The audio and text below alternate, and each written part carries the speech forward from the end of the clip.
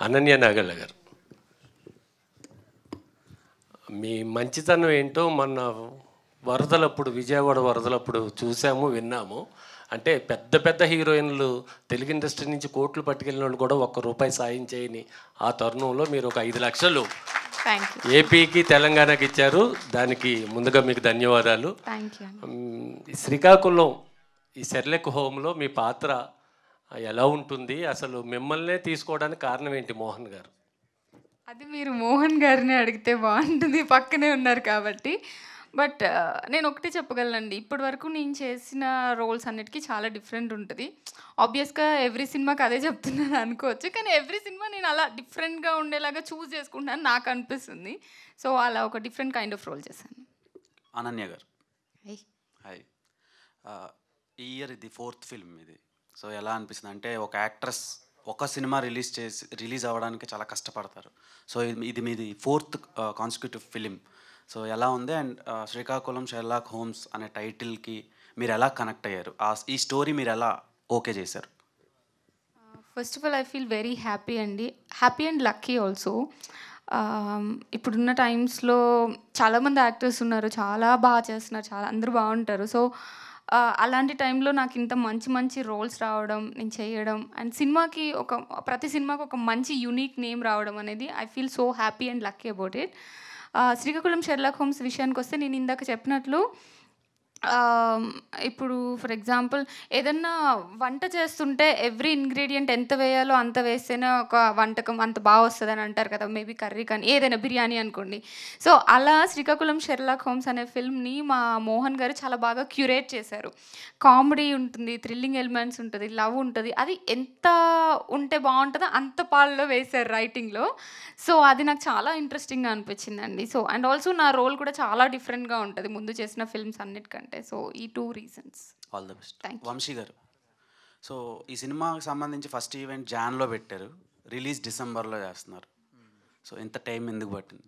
Post production delays and good things will take time. So మంచి success మీద ఉన్నారు, అంటే లక్కీ అండ్ సక్సెస్ఫుల్ ప్రొడ్యూసర్ మీరు ఇప్పుడు. సో ఈ ప్రాజెక్ట్ మీకు ఎంతవరకు, మీ కెరీర్కి ఎంతవరకు హెల్ప్ అవుతుంది? This will take me to next level and I'm believing it. అంటే ఇప్పుడు సక్సెస్ స్ట్రీక్ అయితే కంటిన్యూ చేయబోతున్నాం 100%. అండ్ యా, డైరెక్టర్ గారు, అక్కడ రాజమౌళి గారు స్టాంప్ వేశారు. సో అదొక బ్రాండ్, ఓల్డ్ సినిమాకి అదొక బ్రాండ్. సో ఆ బ్రాండ్నే ఎందుకు మీరు వేయాల్సి వచ్చింది? అది నా పేరు వేసుకుంటే అప్పుడు బ్రాండ్ అయ్యేది, కాపీ కొట్టినట్టు. ఇక్కడ ఏంటంటే ఏ సినిమాకైనా ముఖ్యంగా ఇప్పుడు ఫేస్ చేస్తున్న ప్రాబ్లం వచ్చి చదివిన తర్వాత వెళ్తున్నాం కదా. ఫస్ట్ ప్రతిదాని తర్కంతో చూస్తే అది ఆర్ట్ ఫిల్మ్ అయిపోద్ది, ఆ ప్రైవసీ తీసుకోవాలి. సో లాజిక్ అనేది కొన్ని చోట్ల వదిలేస్తుంది సినిమా. సినిమాలో చూస్తే సాంగ్ ఎంజాయ్ చేయొచ్చు, నీ జీవితంలో రీల్ మాత్రం చేయగలుగుతాం, సాంగ్ చేయలేం. ఫైట్ అలాగే చేయలేం, మామూలు కొట్టేసుకుంటాం తప్ప సౌండ్ ఎఫెక్ట్స్తో ఫైట్స్ కొట్టుకోలేం.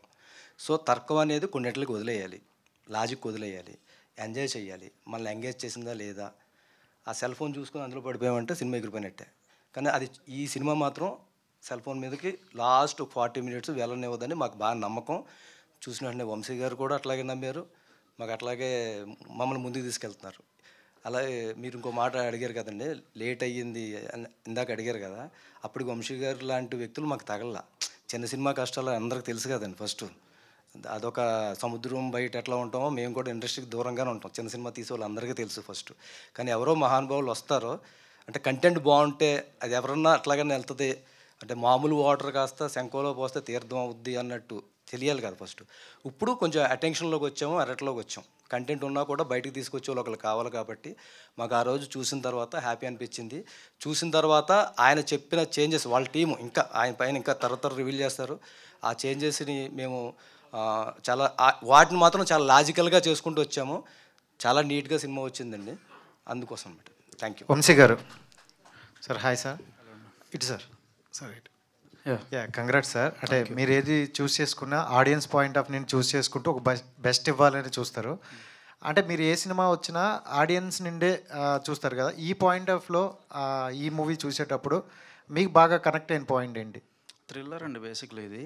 సో రివీలింగ్ అంటే ఒక క్రైమ్ జరిగినప్పుడు ఆ క్రైమ్ ఎవరి ద్వారా జరిగింది అనేది జనరల్గా థ్రిల్లింగ్ ఆస్పెక్ట్లో తీసుకెళ్తారు. ఆ రివీలింగ్ అనేది అన్ఎక్స్పెక్టెడ్. అంటే ఒక 4-5 క్యారెక్టర్స్ మధ్యలో జరుగుతూ ఉన్నప్పుడు ఇన్వెస్టిగేషన్ ఆర్ 7 క్యారెక్టర్స్ మధ్యలో జరుగుతూ ఉన్నప్పుడు ఎవరు చేశారు అనేది I have not expected that. So అది నాకు మంచి థ్రిల్ ఇచ్చింది. అండ్ అక్కడి నుంచి ఎవరు చేశారు అండ్ ఎందుకు జరిగింది అనేది కూడా మంచిగా లాజిక్స్ అన్నీ ఎక్కడ లూప్ హోల్స్ లేకుండా కవర్ చేసుకొచ్చారు. So that I like. And 2 పాయింట్లు ఏంటంటే శ్రీకాకుళం అనే ఒక నేమ్ ఒకటి అండ్ వెన్నెల కిషోర్ గారు, ఈ 2 పాయింట్లు జనాలకు బాగా కనెక్ట్ అవుతాయి అనమాట. అంటే కామెడీ వేలో వెళ్తుందేమో అని అనుకుంటారు, బట్ ఆడియన్స్ అలా ఎక్స్పెక్ట్ చేయొచ్చేమో, అంటే కామెడీ జోనర్ వస్తుందని. ఒక 20% ఎంటర్టైన్మెంట్, 20% లవ్, 20% థ్రిల్. సో మిగిలిన మోతాదంతా కూడా ఆ సస్పెన్స్ని కంటిన్యూ చేస్తూ వచ్చాం. అంటే ఇట్ ఈస్ మోహన్ గారు, మోహన్ గారు కంగ్రాచులేషన్స్ ముందుగా మీకు. థ్యాంక్ యూ అన్నయ్య. నీ కష్టం, నీ ఫలితం ఆఖరికి శ్రీకాకుళం షెర్లాక్ హోమ్లాగా వచ్చింది.